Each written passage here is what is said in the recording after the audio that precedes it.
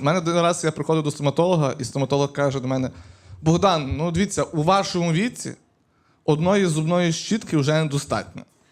Думаю, в якому нахуй моєму віці? Мені 28, блядь. Може, ти погано виглядаєш просто все-таки.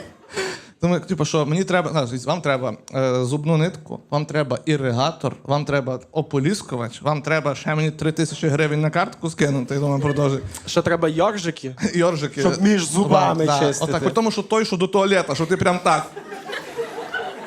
У мене там були проблеми одні з зубами, і я робив КТ, і пішов до стоматолога, і стоматолог каже: ну, то все через твої приколи. Каже, ти також ще 2-3 роки повиступаєш без зубів лишишся. Я думаю, їбать, оце стоматолог. Ну так, ти ж коли говориш, воно все зношується. Типу. Це ж такий принцип, правильно? У мене просто вже, в мене таке враження, що в мене рот пригнаний з Штатів, знаєте. Там вже, він вже битком, блядь, сюди приїхав.